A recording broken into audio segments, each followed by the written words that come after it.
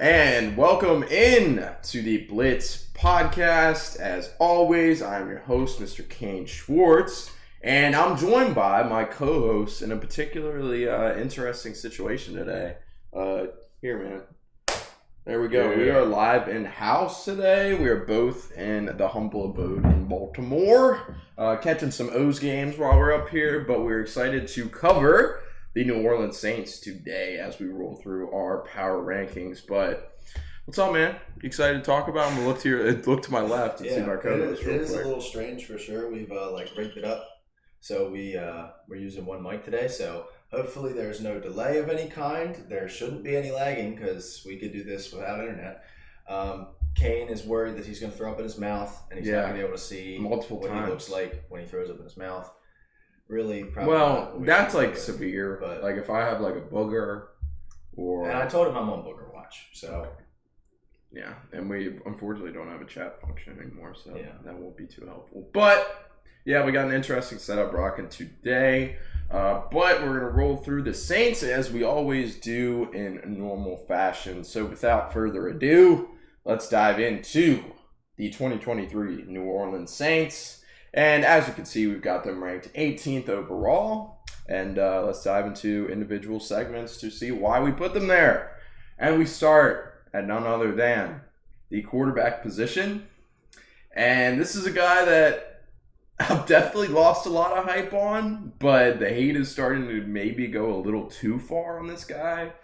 It's Derek Carr. If you go back to this time last year, I was probably talking about Derek Carr having an MVP campaign this year with Devontae Adams. That didn't quite happen.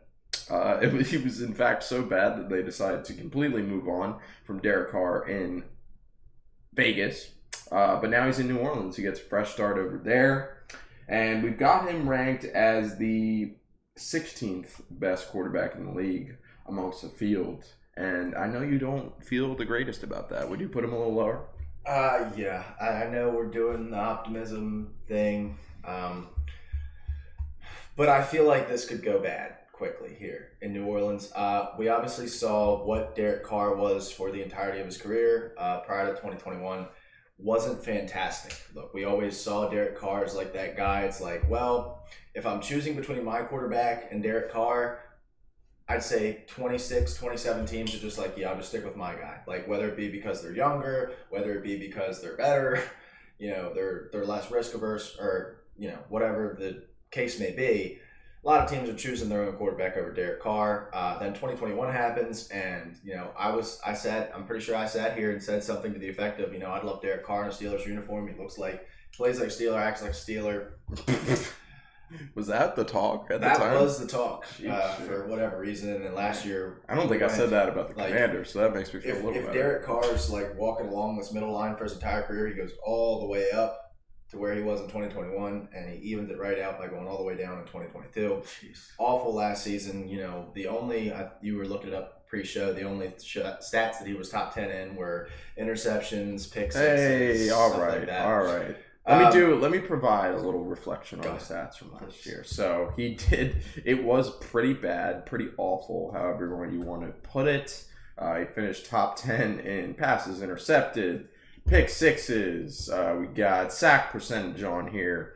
We got sack percentage index, but he did finish third in comeback wins last year. And also, he ranked towards the top of the NFL in intended air yards total. He finished 5th in the league. Intended air yards per pass attempt, he finished 4th. So it's like he's going to air it out. He's going to throw the ball a ton. And he didn't get any generous yards after the catch last year from his receiving core as he finished towards the bottom of the league in that category. But like we know that Derek Carr can air it out at the very least, and he is talented. Like we've talked about that. So the talent might carry you over, but from what we saw last year, not looking the greatest. Another thing, and again, I know this is a Saints show, and we'll talk about what he'll look like with the Saints in a second, but Raiders also set the NFL record for most losses when leading by 7 or more points at halftime. I believe they lost 5 games that way last year. I believe they also lost 4 of those games by they were leading by 14 points. So I'm not exactly sure what the stat was, but no, I know what it was. It was bad. So, some of that has to be attributed to Derek Carr, quite honestly. 16, I think, is like, I honestly feel like that's about as close to a ceiling. Like, his ceiling for me is like 12, 13 maybe. Dude, his floor could be somewhere in the low 20s. Like, with last year, he was in the low 20s. Like, the way he played, if people would forget about 2021 and just look at what they saw from last year in 2022, Derek Carr was in the low 20s. He had, I feel like this is a very similar situation. Like, you don't have one guy in Josh Jacobs that's like a power back or what's the word I'm looking for? Horse? What's the horse? Workhorse back. Workhorse back, but they have a stable here with Alvin Kamara. Whether he gets suspended or not, he's still going to play some games for them this season. You also have Jamal Williams coming in from Detroit, and then you drafted Kendre Miller as well. So he's got a great running situation around him, and the wide receivers. He doesn't have that number one X receiver that's going to be healthy all 17 games. We'll talk about Michael Thomas in a little bit, like he had with Devontae Adams, but he does have Michael Thomas for however many games he plays this year. He has a Chris Olave. He has a Rashid Shaheed. So it's going to be a lot of the same situation here. Their offensive line also built very similarly, where it's one superstar tackle and then a bunch of average to below average guys. Ramczyk obviously on the right side versus Colton Miller on the left side. But it's a lot of the similar situations, just a matter of what Pete Carmichael does play calling to try and set Derek Carr up for success. But Derek Carr has always been a guy who struggles with the in the pocket stuff and just taking command, being the guy. This is the guy who, for the 2021 season, where he was phenomenal in the wild card game on 4th and 7, he throws it short of the sticks, and they don't end up converting, and they end up losing the game. So it's kind of who Derek Carr is, to be quite frank with you. And that's the problem here. That's why I'm not so optimistic for the quarterback situation here in New Orleans. I'm just going to say it. I know that they signed to a 4-year, 136, whatever. Do not be surprised if you see Jameis Winston this year. Oof. Just because if Derek Carr, it's just not working, Jameis Winston's either going to send you in the complete wrong direction or he's going to turn the ship around. He's not going to do the middle. He's either going to make you the worst team in the NFL or he's going to make this offense competent just because that's his play style. Like, we talked about it. Like, Jameis Winston, it was a question of whether or not he was still on this roster. It was like, is Jameis Winston still there? It's like, Derek Carr is clearly not the because QB1. we were like, well, I agree for right now, but I'm saying, like, if this goes bad, like we're talking about it potentially going bad, right? Jameis Winston is one of the better backup options in the league, and if they feel, for sure, because the Saints, they're always trying to win. That was the whole thing with Derek Carr. They kick the can down the road; they'll figure it out later, as they've done for so many years. They have somehow not been eliminated from the league with all of their salary cap debt, and they go out and sign Derek Carr to a $40 million a year contract. Blows my mind. Do we remember when they gave Taysom Hill that phantom contract? It was he still has it, dude. It was like a 4-year, $80 million contract, and everybody lost their mind. Yeah, because they thought maybe it was going to be the quarterback. It's almost all fake money. Yeah, so that's the one thing. And they could defer it too. But looking at the last thing I'll say on Derek Carr is that last year we saw the absolute worst version of Derek Carr that we could see. I mean, he threw 3,522 yards. He hasn't thrown that little passing yards since 2017. He had a career low in pass attempts, career low in completions. He wasn't really getting the opportunity, I guess, to really show.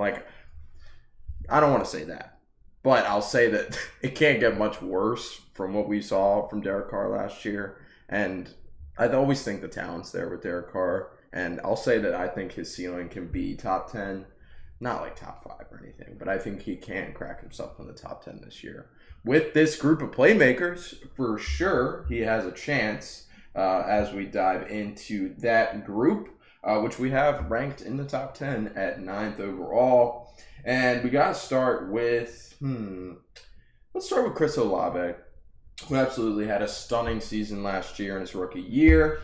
Kind of started the year off slow, if I remember correctly, but definitely caught his stride as he went on throughout the season. Became a reliable deep threat. I mean, all the all the things that he was praised for coming out of Ohio State, he showed flashes of last year, and he's probably going to be one of the best receivers in the league for years to come.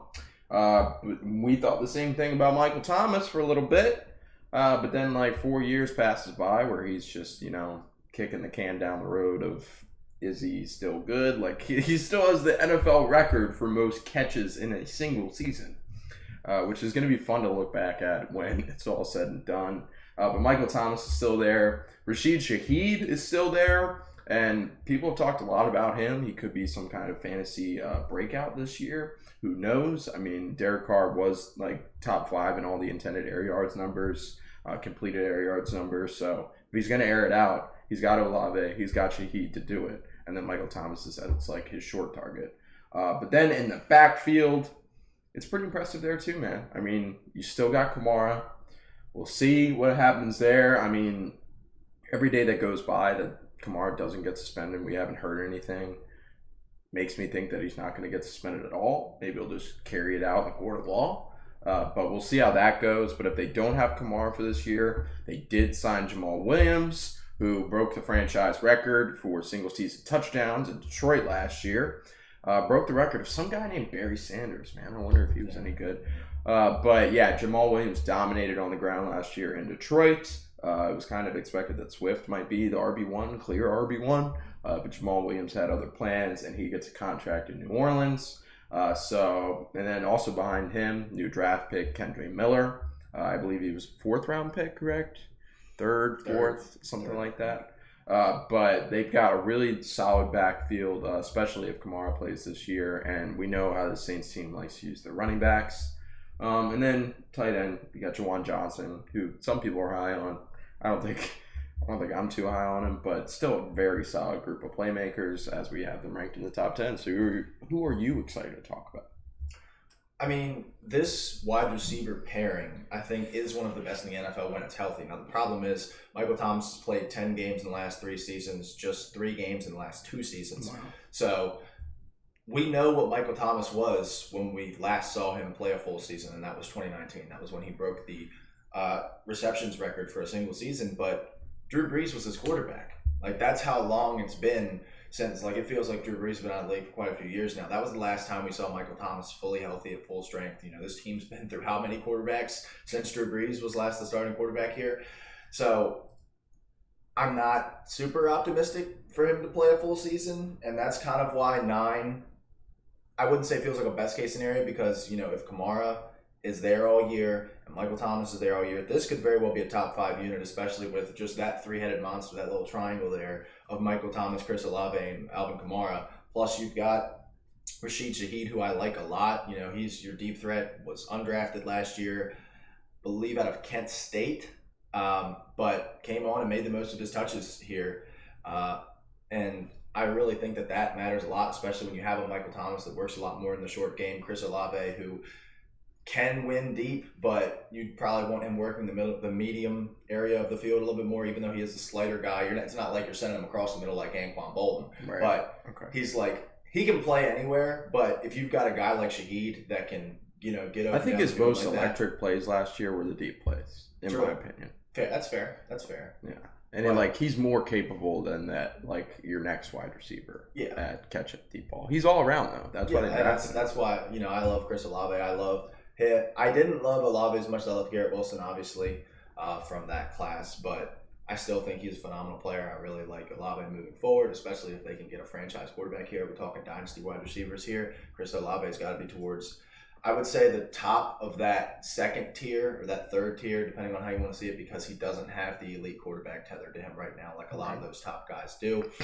But still, I think could be a very good player in this league. Could be a 1,300, 1,400-yard receiver if he gets that good quarterback tethered to him. This running back room, I think, as far as going 3 deep when everybody's healthy, I think is one of the 2 or 3 best in the league. And that is my main reason for why they would be up here in the top 10, is because even if Alvin Kamara misses 6 games, you still have a Kendre Miller, Jamal Williams 1-2 punch that is still going to be, I wouldn't say a top half running game in the NFL. I would probably say top half. Really? Right. Yeah. Well, and the thing is, it's a question mark about Kendrick Miller. We don't know what Kendrick Miller's going to be. Right. It's not like he was picked in the first or second round. You know, he was a third-round player. I would say Jamal Williams was top 15 running back. Jamal Williams definitely was, especially last season, was a top 15 running back. Now, if he was given the role of like, okay, now you're working from the 20 to the 20, how impactful was Jamal Williams? That's the question.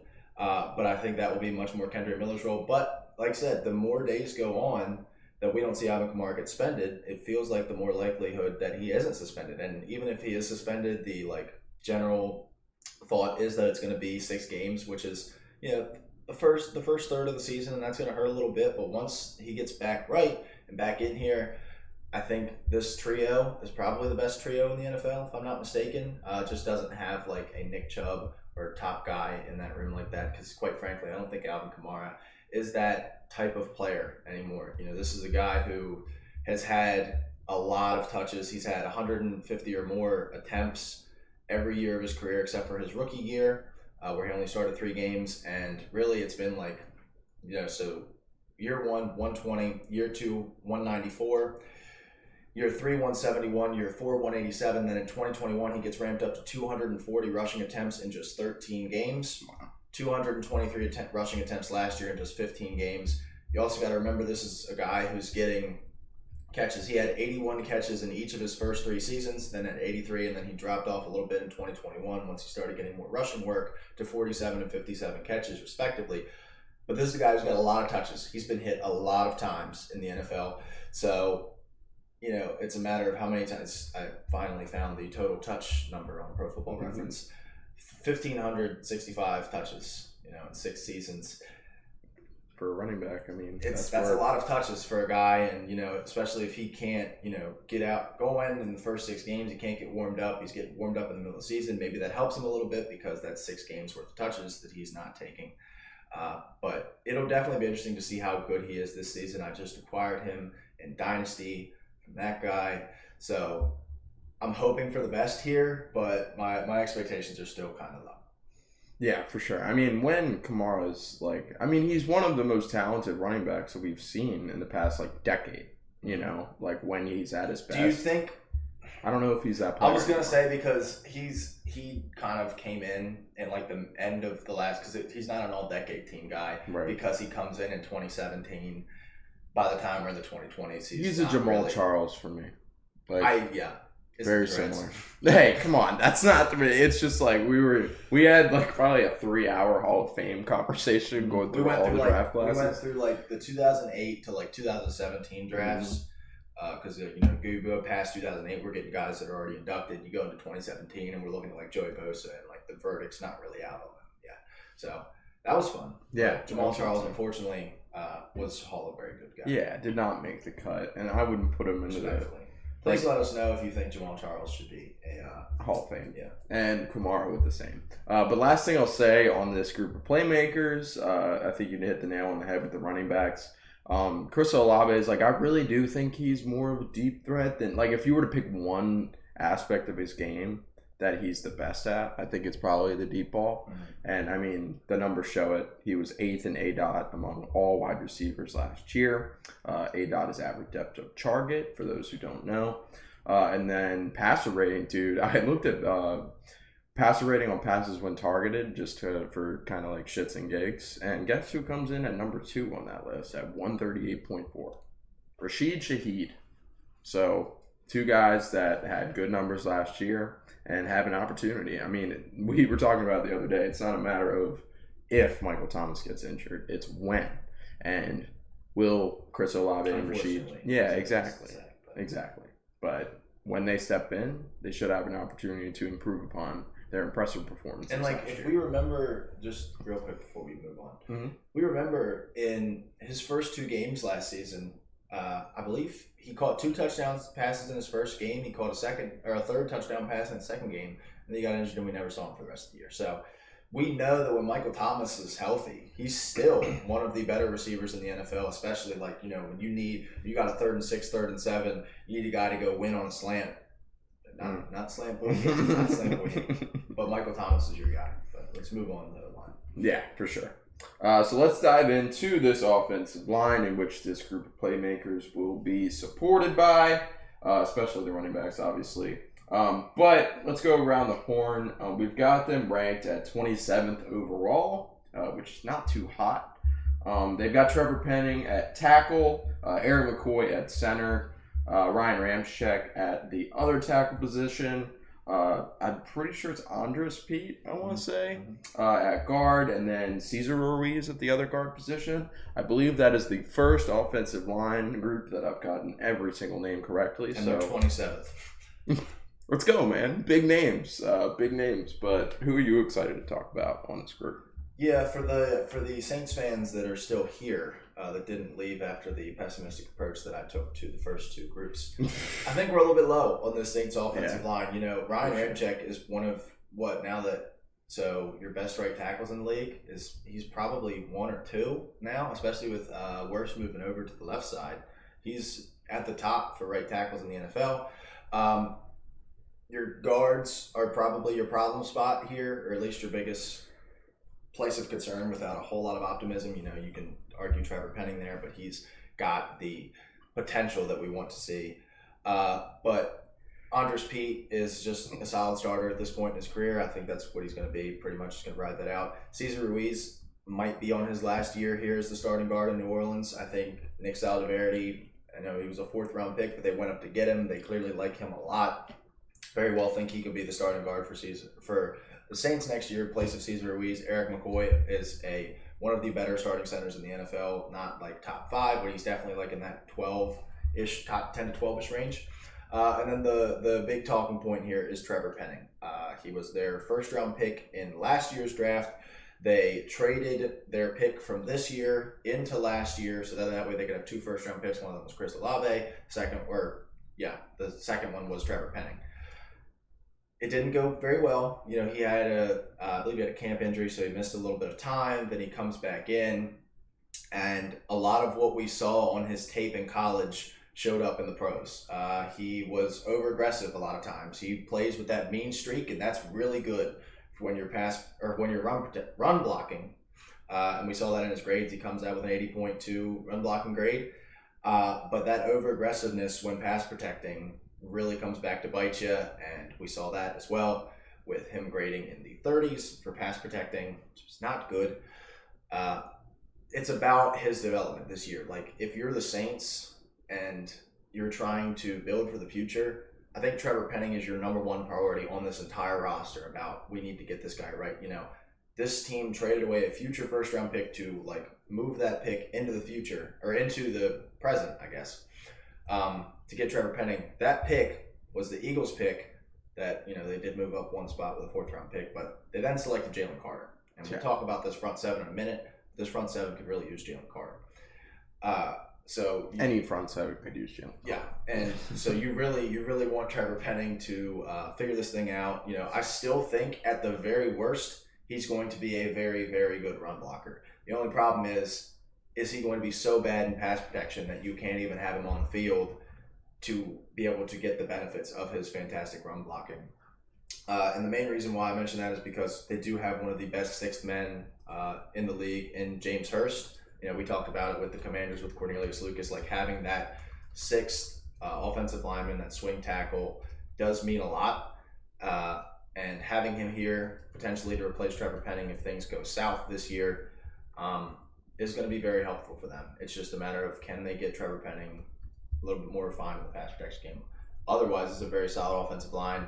If I were to do it off the top right now, because I've definitely, like, these last couple episodes especially, I'm looking at our consensus rankings and I was like, ooh, now that I've done like a little bit more of a deep dive, like we're looking into this stuff a little bit more now, and we'll talk about that in a minute with front 7. I'm feeling a little different about these rankings. I probably have them in the early 20s now that I've like got to do a little bit more research on it, but I do think that they could break this 27th ranking for sure. Yeah, I mean, absolutely. I mean, just by the names, just by the fact that I was able to name these guys, should tell you good things about this offensive line. But Dennis Allen, I mean, he comes from that Sean Payton like coaching tree, and I was trying to talk to. We had Tyler at the game last night that we went to, and he was trying to tell me that he was a Raiders guy, and he was. Dennis Allen was a Raiders guy. Not really, though. Like, he coached 2 years for the Raiders, but he came in with Sean Payton in 2006, worked through Bountygate. They both left after Bountygate. They both came back in 2015, and then he was promoted to defensive or head coach when Payton left in 21. So this is a homegrown Sean Payton guy. You know, he's a defensive guy. Yeah, he's a defensive guy, that's for sure, and that's what role he played in. But he knows how important offensive line is for a team. I mean, Sean Payton's always had signature offensive lines for the Saints, so he realizes that importance, and we definitely think that they can outplay the expectation that we have for them in their rankings. But let's move on to the front seven for this New Orleans Saints team in 2023. And honestly, this has been a big point of debate for us as of recent days in preparation for this episode, because they've got names, but not really a lot of depth on this front seven, that's for sure. Cameron Jordan, I mean, he's been one of the faces of the NFL for a long time now. Not maybe as talent-wise. I mean, he's very talented, but he's been more a player's advocate and a great face for the league. But very solid player still, but he's a vet. Demario Davis, he's still there, one of the best linebackers in the league. Where would you put him in comparison to Fred Warner? Like behind him? I kind of think Fred Warner's in a tier of his own. Okay. And then you're in like the Shaq Leonard, Roquan Smith, Demario Davis. I feel like I'm forgetting somebody too, but like that group is right there. I'd even I think that's probably good. I'd even still maybe even put Bobby Wagner in that group. That he's still very good. Was very good for the Rams last year, even though nobody really remembers that because of how bad they were. But yeah, that's the truth. But still, great linebacker to say the least. They got Pete Warner there, Zach Bond. That's a decent linebacker core, but the front four really looks rough. So we've got them ranked at 15th, and we think they might go a little lower. Not trying to lose our optimism here, but if we're going to be not optimistic about something, it's probably this front seven when it comes to the Saints. Yeah, and we have them at 15th, and this was one of those groups that when we went back and like was preparing for the episode and putting the graphic together, didn't realize how much they lost. I knew they lost a lot of their front seven, but I forgot that Shai Tuttle left. And I also forgot, I remembered this when we got to the Falcons episode. I also didn't realize that Caden Ellis left. Like, it just didn't compute to me when we were putting these rankings together. If I were to do it again, I'm probably having them in the maybe like very early 20s, late teens. Because they lost a lot. Like I said, they lost, I believe, 4 of their 5 highest snap count guys, and Cam Jordan was that 5th guy. Cam Jordan also was not very good last season in comparison to what we're usually getting from Cam Jordan. He only had about a 7% pressure rate among his snaps, and 10% is like league average for a pass rusher. So him being below that, obviously not a good sign. And he is the head and shoulders leader of this group. Carl Granderson is going to be fine. They're going to squeeze that edge. And then on this interior, Nate Shepard and Kalen Saunders. Kalen Saunders got a 3-year, $12 million deal from them. I believe Nate Shepard got a $15 million deal. I can't remember how many years. He was fine last year for the Jets. They schemed him up a little bit. Kalen Saunders is just going to kind of be a starter here, and I think he'll be rotating a lot with Brian Bresee.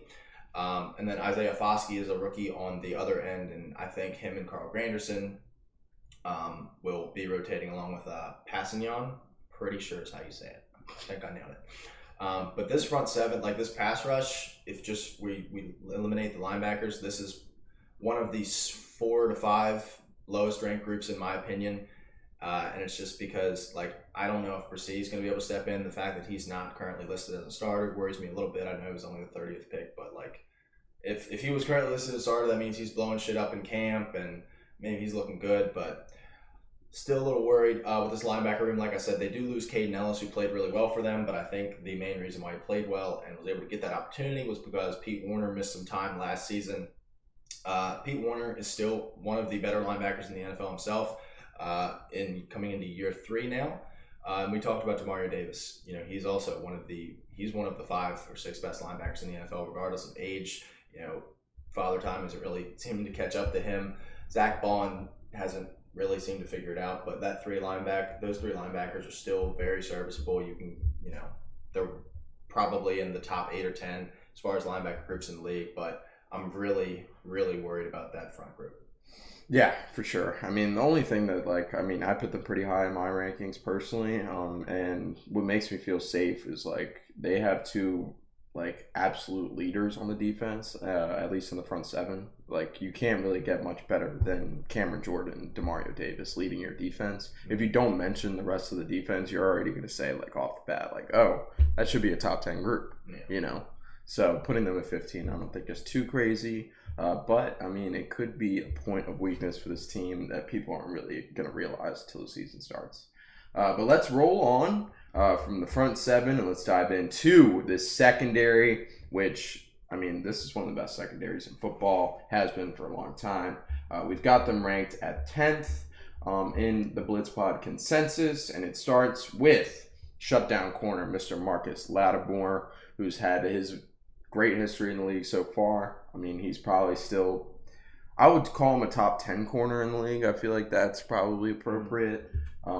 Probably towards the end there, but definitely very respectable, one of the best in the game.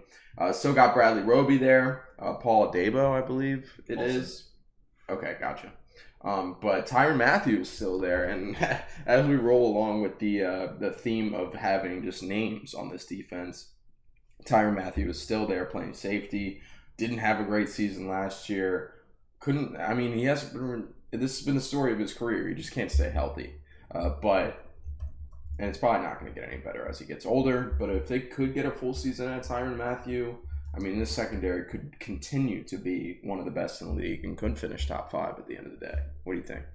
Yeah, I mean, Tyrann Mathieu wasn't even really that bad last year. He grades out as an 81 for PFF. That's not bad. And it's kind of we know how long he's been in the league. This is going to be year 11 for him. Mm-hmm. And he played all 18 games. Wow, I'm just tripping off my balls, dude. Sorry, Tyrann. And he's the Honey Badger is one of my favorite players. Graded in the 80s and playing all 17 games, it's pretty impressive. Yep. My apologies. Damn, that was finishes the season against Carolina with a 92 grade. Phenomenal. Wow. Okay. Also, like I said, he's entering year 11. He's only 31. Came into the league at 20 years old. So, and this guy has played for Cardinals, Texans, Chiefs, and now Saints.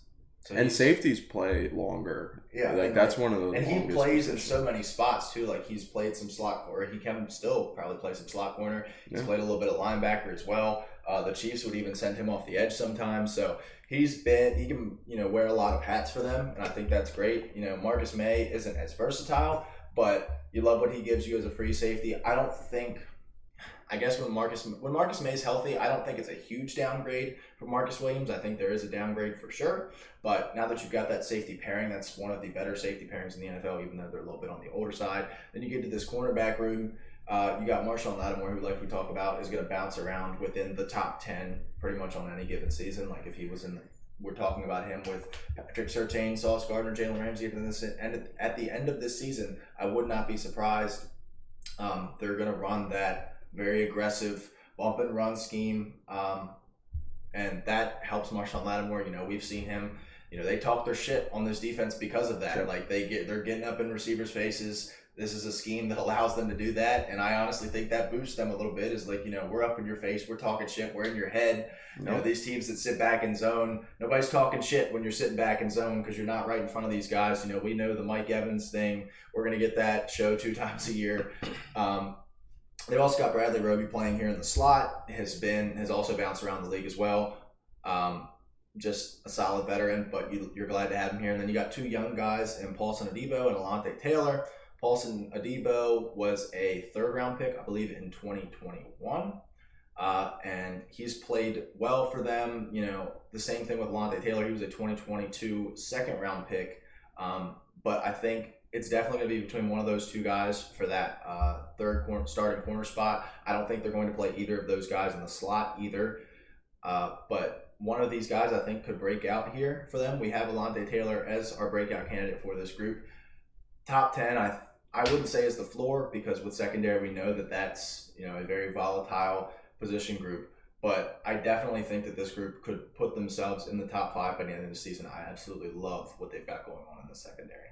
Yeah, for sure. And I mean, when you've got a defensive mind like Dennis Allen, I mean, that only boosts this group's potential this year. And the Saints defense was the staple of what they did last year. So looking forward to seeing more of the same as we head into 2023. But let's move on from the secondary and let's dive into some of the coaching that I just mentioned. And we start with Dennis Allen, who is the head coach. It's year 2 of his regime in New Orleans after following up after Sean Payton left the organization. And as I was saying, like, I was having a conversation with Tyler last night. Like, he was like, he's just another guy. Like, he's just another random dude. Like, no, that's not really the case, man. Like, he was the defensive line coach for the Saints 2006 to 07. So that was just 1 year as Sean Payton's first year. And then he was the secondary coach from 08 to 010, or 010, 08 to 10. And then Sean Payton got fired and the whole staff got fired for a year because of Bountygate. And then he does his thing in Oakland for 2 years as the head coach, but then comes back as Sean Payton comes back as the senior defensive assistant, and then in the same year gets promoted to defensive coordinator and rides it out until Sean Payton leaves. So, like, this is the guy who's helped put, like, Sean Payton, I say, is probably more offensive-minded than defensive-minded. So you think about who's been putting together this great defensive success that we've seen from the Saints over the past, like, 15 years. And I think you can really only point to one guy, and that's Dennis Allen, you know, and he hasn't had the best head coaching track record. He's 15-38 overall as a head coach. So that first stint in Oakland went terrible. It's not going great to start in New Orleans, but I really don't think this is just another random guy. And I think that having them ranked at 27th is a little disrespectful. What do you think? I get it. Like, I think that, you know, maybe we are disrespecting Dennis Allen a little bit. Some of the, like, late game stuff last year, because, like, we know we talk about coaching and, like, well, you're an offensive guy, you call the plays, you're a defensive guy, you call the plays, but when you're the head coach, you handle those late game decisions, you handle the go for it's, you handle, you know, stuff like that, you handle the timeouts. And I think sometimes at the end of games last year, he didn't handle those as well. You know, we saw that with Nate Hackett last year, just discussing the Broncos. They had that same problem where late game, you know, maybe Nate Hackett is a great offensive play caller, but if you can't handle the time, if you can't manage the timeouts, manage the late game stuff, you're going to get dinged a lot by, you know, the fans. A lot of Saints fans didn't like the way that those were handled because that's something we can be like, oh, why didn't you use a timeout there? And it's just easy to point out as a fan. Mm-hmm. And when you're not producing on the field, you're going to get shit from the media as well.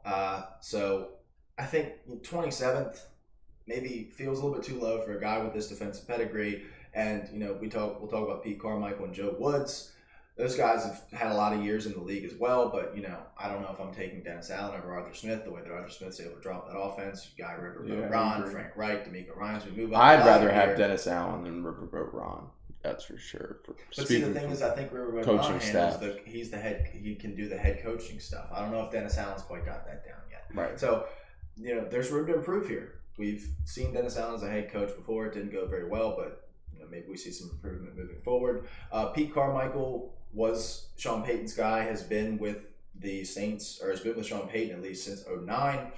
So it was kind of weird to see them not run the same exact style of offense. Like, I think all of us, you know, as a football collective kind of thought, well, they're bringing in Dennis Allen to coach the defense, Pete Carmichael staying as the offensive coordinator. This team's going to run exactly the same. And it wasn't exactly the same. That offense looked a little bit different from what we're used to seeing from a Saints team. But hopefully they get a little bit more back on track this year. And then Joe Woods gets hired here as the defensive coordinator. Was an absolute disaster last season in Cleveland. And I think that's because there were some, you know, defensive philosophy differences. Whereas Cleveland wanted to run that, you know, that popular Fangio off-zone scheme. And Joe Woods has always been an attacking 3-4, you know, send guys a lot type of guy with running a bunch of man coverage, which is the same kind of scheme that Dennis Allen runs. So I think that's going to be a very valuable add for them, as they've got a guy, you know, there's no clashing heads here in New Orleans. They've got a good defensive coordinator for what he does. It's just last year was put in a situation where he wasn't running as much of what he's used to and what he knows is Good. So, overall, 27th, maybe we're a little low, but I think I want to see it first, is what I'd say. That's totally fair.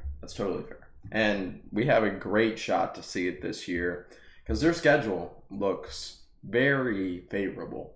According to Strength of Schedule, this team ranks 31st among 32 teams in the National Football League.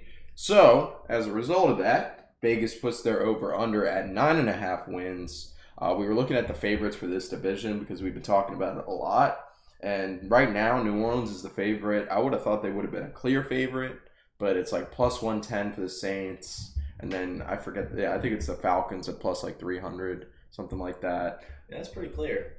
Yeah. Plus 110 versus plus 300. Yeah, that's pretty clear. I honestly, I would have expected it to be minus, but I think that's a little crazy to say.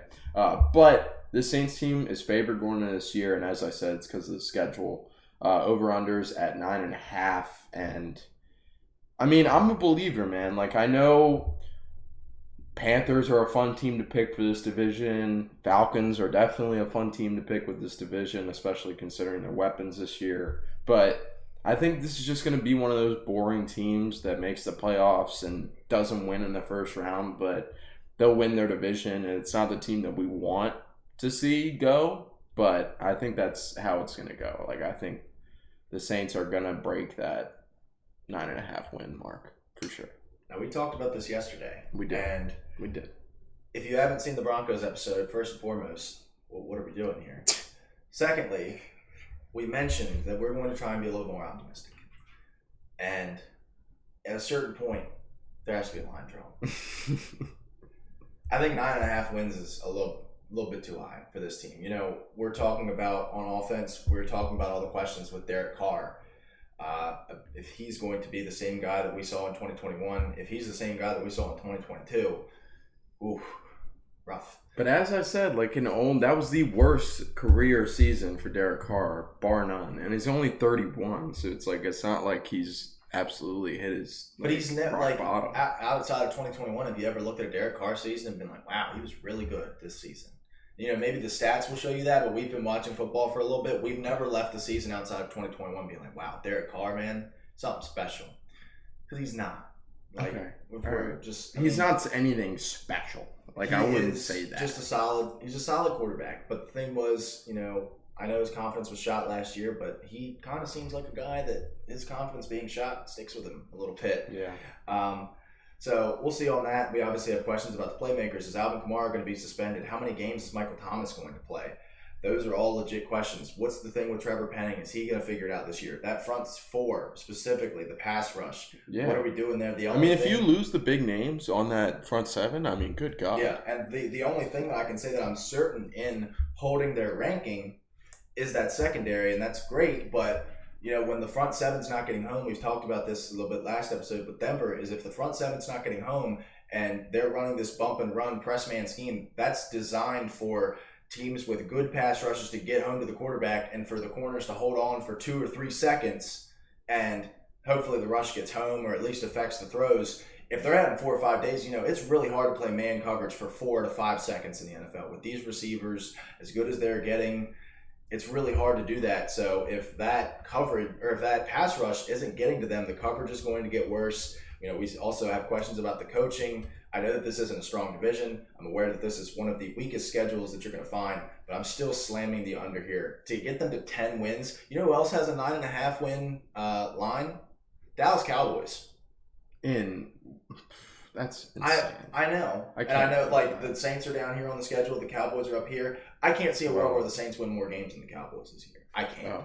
Dude, in the NFC East? Come on, man. I'm fully. They were playing with the Eagles on a week-to-week basis. They don't have any comp. They're 31st in strength of schedule, dude. Their hardest team that they have to play all year. The Jags, they played them once. The Vikings, they played them once. The Lions, they played them once. The Giants. I understand. I mean, dude. I understand it's an extremely favorable. And everybody else, it's like, oh, yeah, the Saints are probably going to win that 10 wins. I can't see them getting 10 wins. I mean, by the way, I just pointed it out, and those aren't clear losses either. Like, those are 3 losses, so you finish the season. Okay. I think they could lose to Tennessee. I think it's very possible. I think Derrick Henry could run right through that defense that we're talking about. Packers on the road, I think they could lose. I think they could lose New England on the road. Yep. Anybody Jacksonville at home. The Colts will not. Bears coming to New Orleans, maybe. No. I think the Vikings on the road, that's 5 losses. I think the Falcons take one when the Falcons are at home. I don't think the Panthers take any. Lions in the Dome, I don't have a problem with. I would pick the Lions there. I would have a problem picking the Giants, even though it's in New Orleans there. And, maybe Tampa steals one on the road at the end of the year. Now we're up to 8, 9. We're to 9 losses now. That would be an 8-win season. I don't think that's going to happen. I don't think what you just said is going to happen. But, I mean, is there, like I said, is there anything that I can say with certainty other than the secondary? Like, are they going to fulfill this ranking of any of those groups? Like, confidently. Maybe the offensive line, because like I said, I think we had them a little bit low. But I think if it really gets bad, they could just, and if Kamara doesn't get suspended, they could just rely on their run game and rely on their secondary. And I mean, that's worst case scenario though. And we're optimistic now, man. Come on. We gotta do the podcast though. Okay. I've gotta give you my opinion. I can sit here and just do butterflies and roses all day, but at a certain point, it has to stop. And I think this 9.5 win might be my favorite bet of the ones that we've done so far. I think under 9.5. I just cannot. If they get to 9 and they win, they could win the division with 9 games and still not clear this. I think just it's the Saints, dude. Like the Saints are never like the Saints dog won shit. 7 games last year. I know, but that's not terrible. We talked about it a little bit yesterday. It's not a guarantee that Derek Carr is better than what Andy Dalton was last year. Andy Dalton was very good last year, dude. People forget how I think it's Andy Dalton pretty was safe. Andy If you're Dalton talking was about 7th. bets that you feel good about, I feel good about saying a bet that Derek Carr is going to be miles better than Andy Dalton was last year. Andy Dalton was a joke. Derek Carr would need to grade in the top 8 to be better than Andy Dalton. Yeah, I know. Well, that'll tell you something about fucking PFF right there too. That's kind Andy of a Dalton joke. was good. He wasn't really that good, bro. He was not. He was. Like it's grades at an 82 last year. Bro, okay.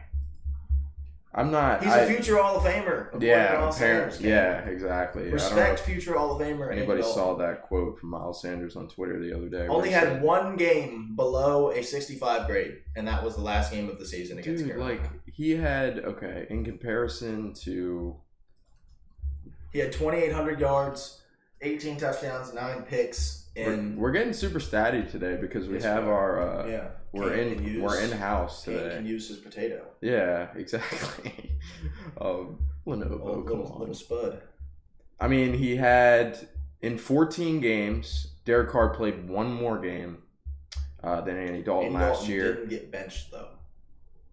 Good big note. Andy Dalton didn't get benched because he was playing so poorly. That's because they didn't have really any other option, dude. They had 0 other options. Like Jarrett Stidham is like this premium option. Is Jarrett Stidham are we looking at him? Andy Dalton was the best thing that they could have done in New Orleans last year. Andy Dalton was not good last year. New Orleans this year. He was not good last year, man. He threw 18 touchdowns, 9 picks in 14 games. 9 picks in 14 games. Like that's pretty shitty. Less than 3,000 yards. He didn't even throw 400 passes. Just barely over 250 completions. All of these numbers Derek Carr hasn't beat at, except interceptions. So like turning the ball over, yeah, but that's who Derek Carr is. He's like a gunslinger. So, and as far as like, let's look at QBR. Like he had a better QBR by 5 whole points last year. Passer rating. He did not have as good as a passer rating as Andy Dalton, but like the stats are there, bro. I don't have to. You can go ahead and look at it if you'd like. I will. I am. But Derek Carr is a lot better than Andy Dalton, and this time last year I was saying Derek Carr is a top 5 quarterback and could win MVP. Derek Carr had twice as many turnover-worthy plays as Andy Dalton. Twice as many in 1 more game. That's because Andy Dalton can't win football games. Derek Carr can will your team to a win if he needs to. Last year he had. Like I said, 5 7-point leads at halftime. Lost 5 games. Most in NFL history. Why didn't he win? He was 3rd in comeback wins last year, bro. Because when they were losing, he also lost 5 games when they were winning. He allowed 5 comeback wins. I won't stand the hate on Derek Carr to go too far. Like, he is still a top 20 quarterback in this league, no doubt, starting quarterback. Contract and all included, they should have stuck with Andy Dalton. I'd rather pay Andy Dalton $20 million for 1 year than pay Derek Carr $140 million over 4 years. Dude, you're crazy. Anyway, let's move on and start to wrap this up. But that was definitely some good debate there. Let's do it with the rankings. So, Blitzpod consensus, we have them at 18 overall. The offense ranks in at 16th. The defense comes in at 14th. So, according to that, they should be even a little higher. But the coaching staff definitely brings them down for sure. We've got their championship window as closed, 2 to 3 years away. And I think I'm well in step with that. I'm well in step. Like, better than we did the Broncos. And, like, the Broncos are weird because when they traded for Russell Wilson and they got Sean Payton, like, it's like, it felt like they're going. It still feels like they're kind of trying to go for a Super Bowl, but they definitely are. But that doesn't mean that they're going to get there. Exactly. And with the Saints, it's a different story. Like, they haven't made the moves to, like, go out and win a Super Bowl. It's definitely closed. But they've got, like, drafted Kendre Miller. Maybe he turns into a workhorse back into the future. Like, you got Chris Olave there, so you got your own pieces to start. But this rebuild hasn't really started yet. Yeah. Real quick housekeeping note. So obviously 3 days ago, DeAndre Hopkins signs with the Tennessee Titans. We didn't cover it when we went over the weapons, but they're going to move from 31st to 24th. Let me make sure that I'm correct in saying that. Yeah, they moved from 31st to 24th, or 30th to 24th. Against my will. Against Kane's will, because he thinks DeAndre Hopkins is an average player in the NFL, which is not true. And then they move up in overall rankings from 28th to 26th. They jump the Tampa Bay Bucks and the Colts. So what's up, Julio Jones 2.0? Welcome to Tennessee. You ready to end your career here at 31? Maybe a pod bet might be in order here. Yeah, I think so. We need to have a little Engage 8 Titans episode at some point. We need to bring back Engage 8 too. The people are back. So just real quick, if obviously I'm sure most of you can read, but for those that can't. So the Titans were 28th with the Bucks at 27th and the Colts at 26th. Now the Titans move up to 26th. Kane's trying to read as we go. We got the Colts now at 27th and the Bucks at 28th. So just quick housekeeping note on that. But back to the Saints at 18th. The championship window, like I said, 2 to 3 years away. If you haven't heard my thoughts on Derek Carr, rewind about 3 minutes and you will find them. I just don't think he's the guy. And I think that if they're going to be in a championship window, it's not going to be Derek Carr. They signed him to a 4-year deal. Obviously, the Saints will figure things out salary cap wise, but quite frankly, I don't think he finishes that contract. I think that they are, whether be trading up to draft a quarterback, whether it be making a trade for one of these guys that become available potentially. I don't think that Derek Carr is the guy that gets him in a championship window. I don't think that this roster is championship window ready to even support a Derek Carr. If that were to be their guy, maybe if this was now that 2 years ago's roster, you add, you bring Teron Armstead back, you bring that front four back. Like, who would you rather have, Jimmy G or Derek Carr? Don't make me answer that. Yeah, see, like Jimmy, like you love Jimmy G, hate Derek Carr, but they're probably they're like this. Yeah, they're like this. But the thing is, the dialogue around Jimmy G is here. The dialogue around Derek Carr is here. When their play is right here. Right. So I'm trying to bring Jimmy G up here. I'm trying to bring Derek Carr where they're at. Okay. All right. Respect. That's my thing. It's not I guess it is. Two very different quarterbacks in the way that they play, but as far as how they're ranked, what you're going to get from them is probably about right there. The offense at 16th, Derek Carr is our 16th rated quarterback. The offensive line is not so great. The playmakers, when healthy, are great. Smack dab in the middle. Yep. Defense a little bit higher at 14th. That is carried by the secondary. And really, honestly, I feel like this could go a lot worse if that front seven doesn't surprise and doesn't play to like their ceiling. Because, like I said, if that front four isn't getting home, those guys have to cover a lot longer. That makes them look worse on a play-to-play basis, and eventually they're going to get beat. And that's how defenses start dropping in, all of the statistics that matter. So right. 14th is fair, but I really think that could end up being a best case scenario situation here in New Orleans. But I think 18th, I think we really hit the nail on the head with this one. Maybe a little bit lower because of that front seven, but I could definitely see them being the 18th best team in the NFL this year. Yeah, for sure. I mean, as you mentioned, as we've gotten honestly 28 on, we're gonna really start to feel better about the teams that we're analyzing, because there was a lot of non-optimism before that. But I mean, these Packers, Broncos, Saints, I think those teams could surprise and finish in the top 10. And a little teaser for you. We're going to be very optimistic next episode. Oh. Very, very optimistic. Yeah, super looking forward to the next one. It's probably going to be another one that runs 55 minutes.